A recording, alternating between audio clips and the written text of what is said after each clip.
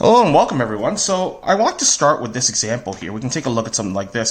So in the diagram below, what aspects of the triangles are the same or different here? So I'd like you to just sort of focus on this pair of triangles and take a look at what's happening here. Okay? And again, you may want to pause the video to jot down what's going on. Okay? So the first thing you may have noticed is that, okay, I've got a bunch of angles here, and I think there's a missing angle in each of the pictures, but we should be able to figure that out very easily, right? I can fill in all the pieces here. So here's a right angle here, and here's a right angle here, because we know that these are 30 and 60, so that means this angle B is 90 degrees. Same thing that this angle E is 90 degrees. So we have that. So the first thing to note here, one of the things you may notice is that we have a bunch of congruent angles, right? We have a 30s that match, we have the 60s that match, and we have the 90s that match here as well, right? All these seem to match. That's going to be an important thing. Furthermore, if we took a look at the sides, we seem to have the fact that all the sides seem to be double each other, right? So for instance, DE and AB seem to be, in a 2-to-1 ratio here. They seem to have some sort of common ratio. 8 to 4, 4 rad 3 to 2 rad 3. We seem to have this 2-to-1 bit here, right? So we have this 4 to 2 equals 4 root 3 to 2 root 3 equals 8 to 4, and that's all a 2-to-1 ratio here, right? So we have this sort of common ratio throughout. Now, this feels a lot like, and if you think about what's going on here, this feels a lot like congruence, doesn't it? Because we have this sort of matching angles, and we have sides that match up in a way. They may not necessarily be exactly the same, but there is some common thread that ties them together here.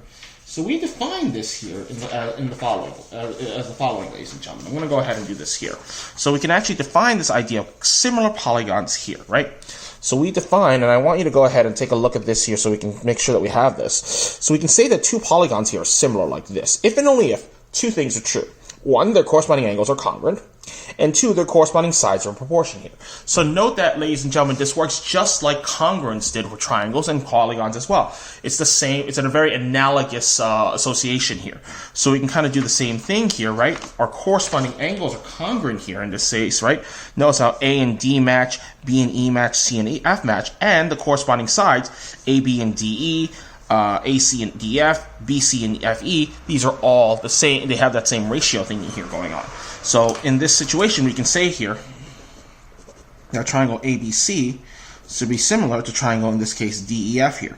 And again, note that we want to have the corresponding bits match up here. So A matches with D here, B matches with E, and C matches with F here. You want the correspondence here, just as if you were writing things with congruence here. So you want this sort of matching up to occur, okay?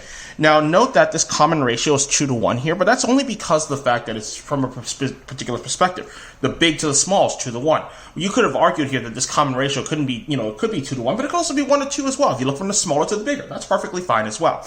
But, no matter how you slice it, you end up with this idea of ratio here. And we talk about this. And we mentioned this idea of what is known as a scale factor. So this idea of scale factor here is that common ratio. The scale factor to similar polygons here is the ratio of the lengths of the corresponding angles. Of the sides. The corresponding angles are always going to match, but the corresponding sides are going to be in this sort of ratio thingy here. Whether it's 2-to-1 or 1-to-2, it doesn't really matter. Either of which is going to be fine. But, make sure that when you're doing specific problems involving these ratios here, you use the proper one.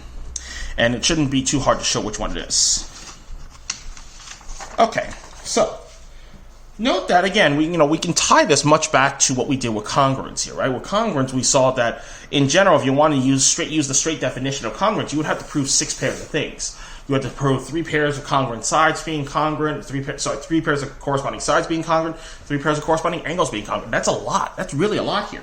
So, perhaps there's a better way of doing this here. And in fact, there is. So this here, I'm going to give as a postulate here, but I get the feeling that a lot of you probably have seen this before. In particular, you may recall when we were talking about congruence, we saw that angle didn't work, right? I think you might have seen that, the illustration I made here. But, the sides were still in proportion. If you go back, we can take a look at that here. The sides were still in proportion. So in fact, angle is just enough. So in fact, in this situation, that gives us this last bit here, the angle postulate. This is going to be really important here.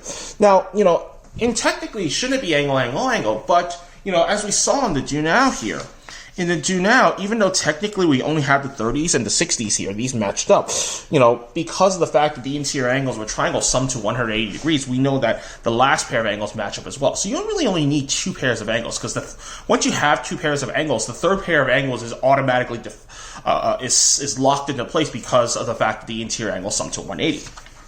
So this happens to be an important thing for similarity, and you'll note that this is going to be useful in probably about 98 to 99% of what we're going to be looking at here, this idea of angle-angle postulate. Two triangles are similar if they have two pairs of corresponding angles that are congruent here.